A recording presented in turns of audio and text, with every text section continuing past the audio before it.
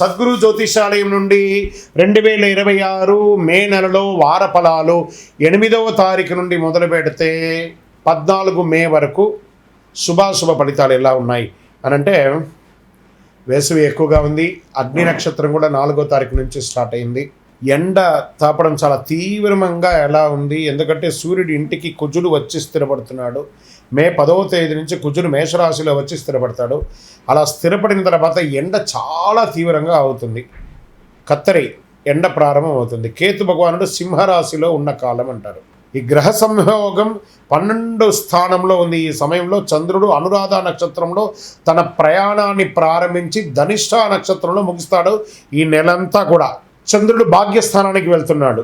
జ్యోతిశాస్త్రీయత్యా 12 రాశుల్లో 7వ రాశి అయినటువంటి తులారాశి మిత్రులారా, మే 8 నుండి మే 14, 2026 ఈ వారం అంతా కూడా మీకు శుభాశుభ ఫలితాలు ఎలా ఉన్నాయంటే, బ్యాలెన్స్, డిసిషన్స్, డెస్టినీ ఇదే మీకు కనబడుతుంది. 3 కీలక పాత్ర పోషించబోతున్నాయి. శుక్రుడు మీ అధిపతి మిక్స్డ్ రిజల్ట్ ఇస్తున్నాడు. గురు ఆశీర్వాదంగా ఉన్నాడు మీకు అద్భుతంగా. శని కొంత పరీక్షిస్తున్న ఆ లైఫ్ బ్యాలెన్స్ చేయగలిగితే రిజల్ట్ మీ వైపే ఉంటుంది. ఈ వారం అంతా కూడా ఏం చేయాలి? బ్యాలెన్స్ చేయాలి. ఉద్యోగంలో, వ్యాపారంలో అన్నింటిలోనూ బ్యాలెన్స్ మెయింటైన్ చేయాలి. జాబ్లో చేంజ్ లేదా రోల్ షిఫ్ట్ వచ్చే అవకాశాలు గట్టిగా ఉన్నాయి. కొంత ఇన్స్టేబిలిటీ అనిపించినా ఎండ్ ఆఫ్ ద వీక్ మీరు మళ్ళీ సక్సెస్ అయిపోతారు. ఒకటి పోతే మరింత మంచి దారి తెరుచుకుంటుంది అనే అవకాశం మీకోసం ఎదురు చూస్తూ ఉంటుంది. ఏదో నాకు లే ఆఫ్ అయిపోతుంది, లే ఆఫ్ అయిపోయానే అని బాధపడక్కర్లేదు. వెంటనే సెకండరీ ఓపెనింగ్ స్టార్ట్. ఇంకా ఇన్కమ్ ఫ్లెక్సిబుల్గా ఉంటుంది. అన్ఎక్స్పెక్టెడ్ గెయిన్స్ కూడా వచ్చచ్చు. ఫైనాన్షియల్ ప్లానింగ్ చాలా ముఖ్యం కూడా చెప్తుంది. కుటుంబ విషయంలో, రిలేషన్షిప్లో మిస్అండర్స్టాండింగ్ వచ్చే అవకాశాలు ఉన్నాయి. మీరు బ్యాలెన్స్ మెయింటైన్ చేయాలి. ఈ గో కంట్రోల్ చేయండి. అందులో ఈ తీసేసేయండి. Just go.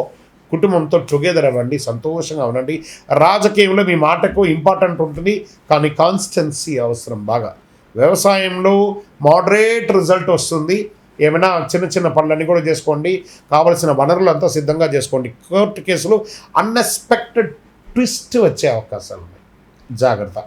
సడన్ లాస్ వచ్చే ఛాన్స్ కూడా ఉంటుంది ఈ షేర్ మార్కెట్లో. జాగ్రత్త. హై రిస్క్ మాత్రం వద్దు షేర్ మార్కెట్లో. విద్యార్థులు కాన్సన్ట్రేషన్ బాగా ఉండాలి. డిస్టెన్స్ చదువు చేసే వాళ్ళకి బాగా కాన్సన్ట్రేట్ చేయండి. డిస్ట్రాక్షన్స్ అవాయిడ్ చేయండి. ఫోకస్ పెడితే మంచి రిజల్ట్ వస్తుంది విద్యార్థులారా. ఇంకా ఆరోగ్యం పట్ల కొంచెం మీరు జనరల్ చెకప్ ఒకటి చేసుకోండి. ఏదైనా శస్త్రచికిత్స లాంటిది కూడా అయ్యే అవకాశాలు ఉన్నాయి, లేదా మెరుగుపడే అవకాశాలు కూడా ఉన్నాయి. జాగ్రత్త పడండి. ఇంకా పరిహారం అనేటప్పటికీ అమ్మవారిని ప్రార్థన చేయాలి. తెల్ల పూలు సమర్పించాలి. పేదలకు అన్నదానం లాంటిది చేయాలి.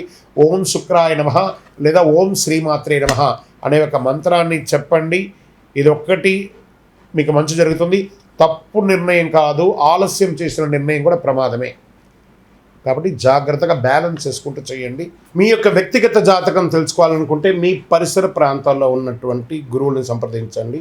లేదా గురుగారు మీ ద్వారానే మేము జాతకం తెలుసుకోవాలనుకుంటున్నామనంటే మీ పేరు, date of birth, time of birth, place of birth మా యొక్క డిస్ప్లేలో కనబడుతున్నటువంటి నెంబర్కి వాట్సాప్ చేయండి, కాల్ చేయండి.